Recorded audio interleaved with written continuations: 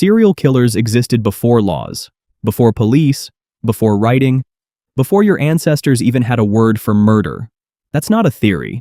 That's where the evidence points. Lock your door tonight and you'll feel safe. But for 300,000 years, humans had no locks, no walls, no 911, and something still hunted them in the dark.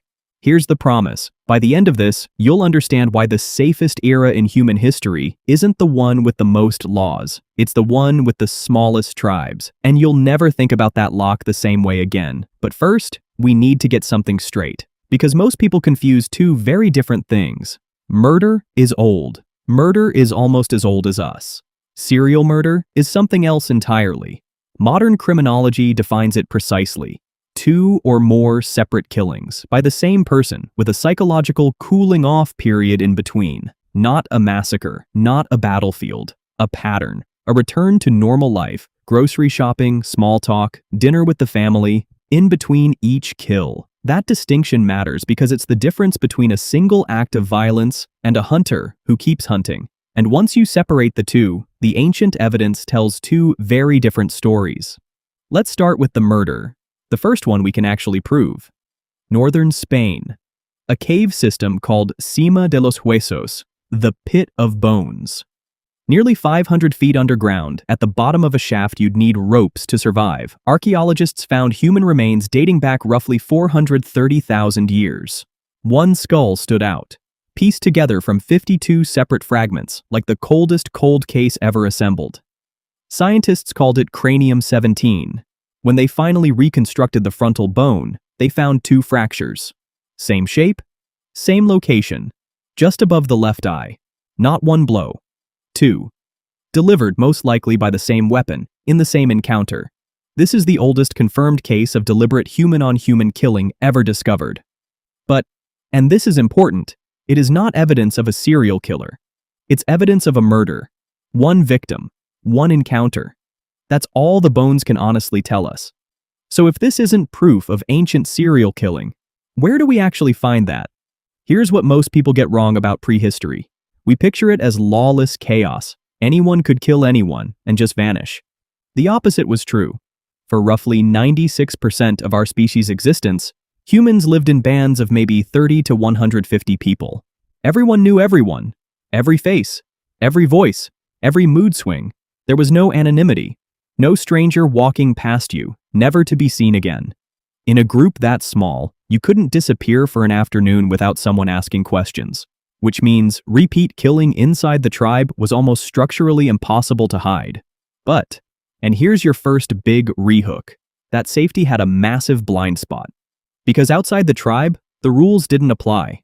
Travelers, lone foragers from rival bands, exiled outcasts with nowhere left to belong. These people had no one watching over them, no family to demand justice, no one to even notice they were gone. That's where a predator could actually operate, repeatedly and almost invisibly. Take Cioclovina Cave in Romania, a skull roughly 33,000 years old. Forensic reconstruction, actual physical simulations of the impact, showed a face-to-face killing, and the fracture angle even suggests the attacker was left-handed. 33,000 years later, and we can still reconstruct a killer's dominant hand. That's how much bone can tell us, but bone can't tell us everything. And that gap is where the real mystery lives. Here's the part that should genuinely unsettle you. Strangulation, suffocation, drowning, poison. None of these leave a mark on bone, not one. If a prehistoric predator used any of these methods, their victims look, to a forensic anthropologist 400,000 years later, like ordinary deaths. No fracture, no trauma, no flag in the record at all. Which means the true number of ancient killers isn't just unknown. It's unknowable. Permanently. By design. Every skull we've found with proof of violence is really just the killer who got caught. 400,000 years too late, and only because he happened to use a club instead of his hands. So how many didn't? We will never know. And that's not a gap in the research. That's the whole terrifying shape of the problem. Now here's where the mystery finally becomes a fact. A name. A face. A written record. 144 BCE. The Han Empire, China. A prince named Liu Pengli. According to the historian Sima Qian, writing in the Shiji, one of the most respected historical texts in the ancient world, Liu Pengli didn't kill once, in a single fit of rage. He built a pattern. Night after night, he led armed men out into the dark, hunting ordinary people for sport. More than 100 victims. Over years, not one encounter. A repeated, deliberate habit. And because he was royalty, no one could touch him. Not at first. His crimes were an open secret, protected by his blood, until the body count grew too large to look away from. Eventually he was exiled, the ancient world's version of a life sentence, without ever calling it what it actually was. This is, according to many historians, the first fully documented serial killer in written human history. Not a myth, not a guess based on bone fractures. A name, a pattern, a body count, written down by a man who was there. He is the proof that the shadow wasn't hypothetical. It had a face, it had a title, and for a while, it had complete legal immunity.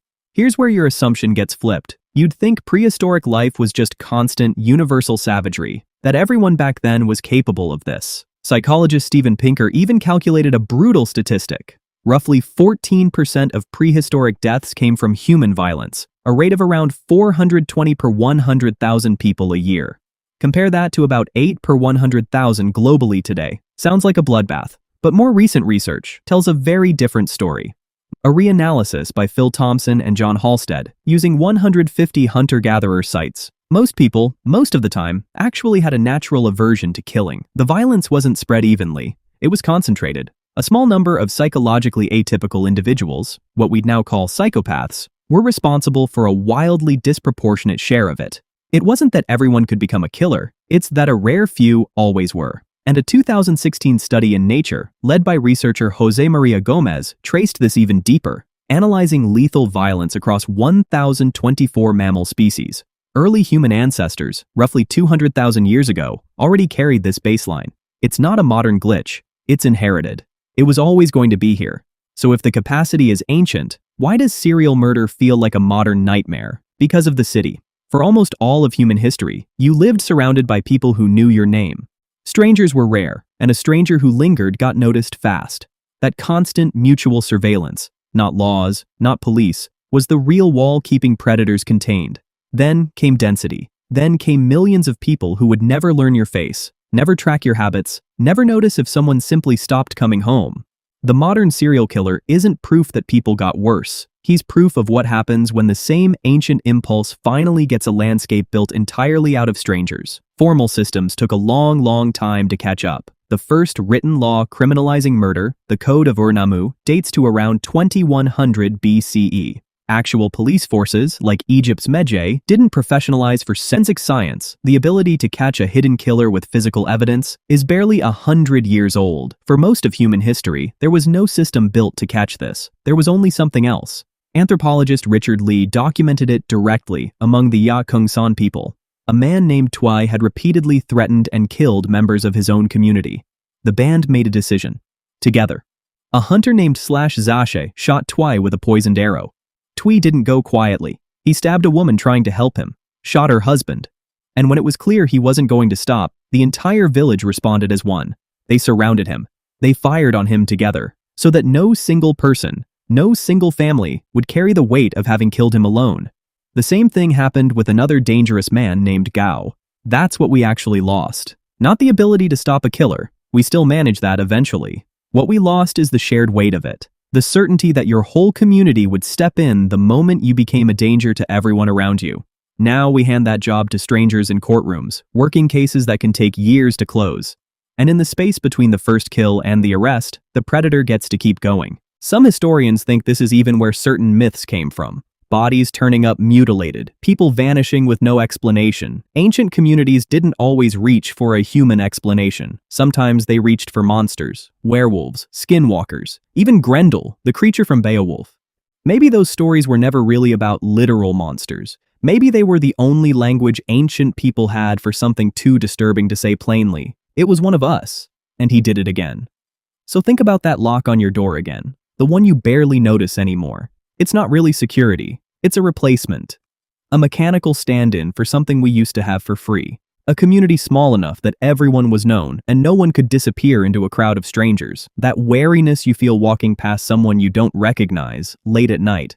That's not something a true crime documentary planted in you. It's older than that, much older. It's the same instinct your ancestors carried about the traveler on the road, or the outcast standing just past the firelight, someone who belonged to no one and answered to no one. Tonight, you'll lock your door without even thinking about it. But underneath that small, automatic click, something older is still keeping watch. Something that's been running in the back of your mind since before your species had a word for stranger. The lock isn't really what protects you. It never was. The tribe was. And for 430,000 years, before anyone wrote a law, or wore a badge, or built a lock, the tribe was the only thing standing between you and whatever was waiting in the dark. Some things you can't lock out. You can only make sure someone's watching.